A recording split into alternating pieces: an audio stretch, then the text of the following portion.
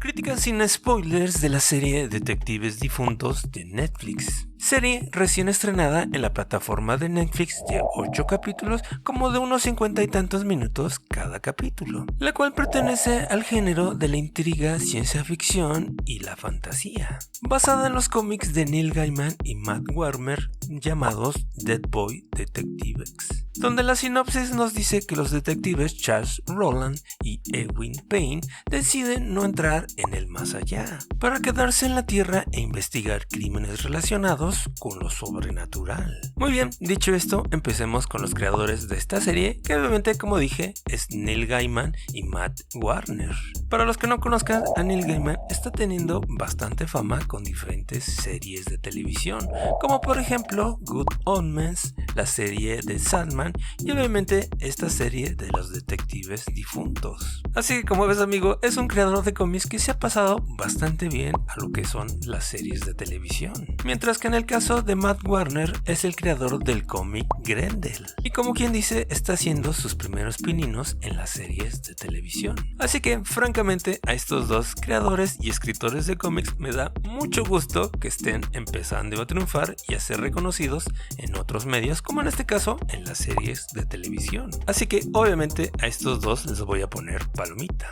Bien, ahora pasemos a la crítica de los directores, que en este caso son varios directores de esta serie. El primero y el más conocido de los directores viene siendo Lee Donald Creek, el cual fue el director de la película Vicious Kid del 2009, de la película Celeste and Jesse Forever del 2012 y de la película Edge of Andaley del 2015. Y el segundo director viene siendo Glenn Winter, que en este caso es muy conocido por dirigir varios capítulos de las series de Arrow, Flash, Supergirl y Legends of Tomorrow. Y el siguiente director vendría siendo Andy Amargani, que es básicamente muy similar al anterior porque él dirigió varios capítulos de la serie de Stargirl, Legends of Tomorrow, Hawaii 5-0 y también de Supergirl, Arrow y Flash. Es decir, estos dos últimos directores vienen siendo los de confianza del productor Greg Berlanti, del cual ya hablaremos más adelante. El otro director que trabajó en esta serie es Peter Shannon, que realmente es un director de películas de bajo presupuesto e independientes. Mientras que la directora Amanda Tampin también dirigió varios capítulos en diferentes series de televisión. Así que, como ves, viene siendo un grupo de directores, yo diría, bastante ecléctico, pero al final de cuentas funcionaron bastante bien en esta serie. Porque la verdad sí hay unos bajones ahí pequeños entre un capítulo y otro, pero generalmente se mantiene más o menos estable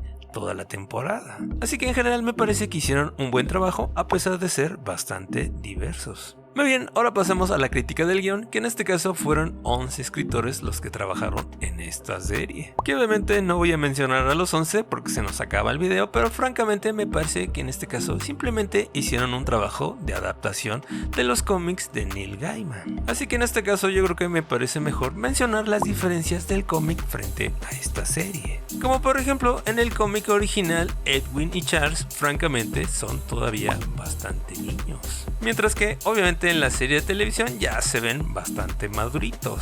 Así como también la diferencia de que Charles y Edwin fueron acosados hasta la muerte en sus internados británicos, con una diferencia de 76 años cada uno. Y en la serie realmente esta parte como que la muestran simplemente muy por encimita, que se entiende perfectamente dado que son 8 capítulos. Otra diferencia es que en el cómic los detectives muertos ayudan a los humanos vivos a resolver misterios, mientras que en la serie Detectives Difuntos de Netflix realmente ayudan a los fantasmas a resolver sus propios misterios. Que este cambio se entiende perfectamente con el final de esta temporada porque así le da un poco más de sentido.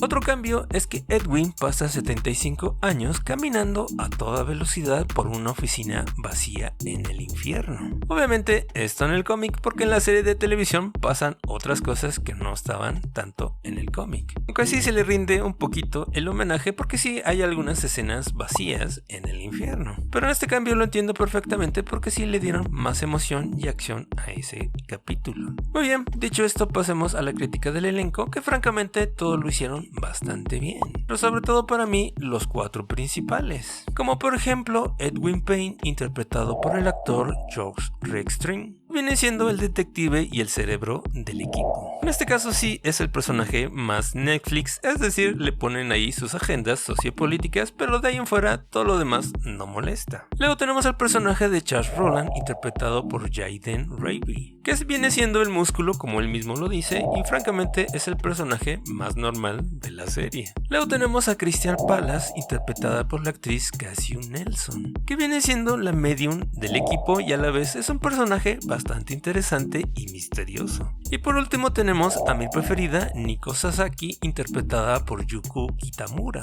que francamente es el personaje más entrañable y más puro de esta serie. Así que en este caso a los 4 les voy a poner por la mitad porque francamente no solo actúan bien estos personajes, sino también la química que se hace entre estos 4 personajes es bastante buena. Muy bien, dicho esto, ahora pasemos a la crítica de la producción realizada por Berlanti Productions. Sí, la famosa productora que ha hecho todas las series del Arrowverso, así como también ha hecho la serie de Rivendell del 2017 hasta el presente, la serie de All American del 2018 hasta el presente y la serie de You del 2018 hasta el presente. Ah, y claro también la serie de Titanes del 2018 hasta el presente. Y en este caso también intervino la producción de Warner Television y DC Studios, que francamente en este rubro me parece que hicieron un excelente trabajo de producción. Realmente no le veo ninguna falla a esta serie. Otro punto que también sobresale en esta serie viene siendo la música realizada por Blake Neely y Murat Selku. De hecho hay una canción famosa que tiene que ver con uno de los episodios, por cierto, así que francamente la música es también bastante buena. Y por último mencionar que realmente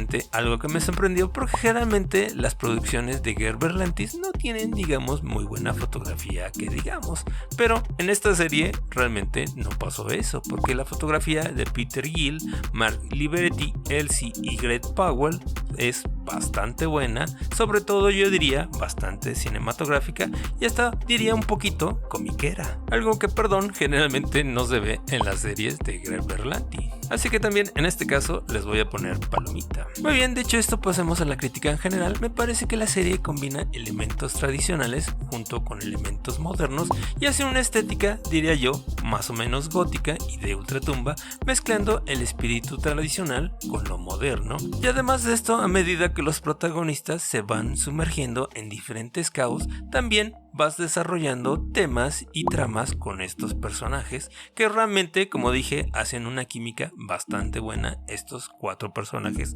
principales, lo cual obviamente viene a enriquecer la historia en general, la cual a pesar de ser oscura, agridulce y a veces un poquito ruda, no deja de ser entretenida y también bastante atractiva. Y hasta a veces con un buen sentido del humor.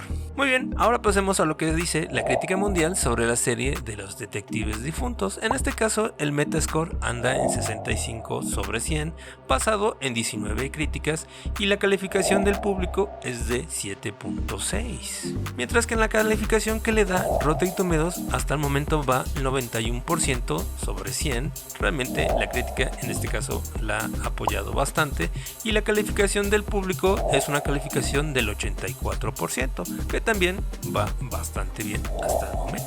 Así que yo también estoy de acuerdo en este caso tanto con el público como con la crítica. Me parece que esta serie es una serie de 8, que realmente es una serie entretenida que funciona y también me parece una buena adaptación del cómic de Neil Gaiman.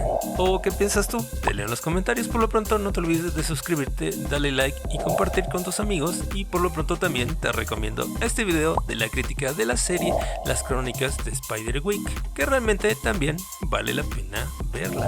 Nos vemos en el siguiente video. Gracias por el apoyo. Bye.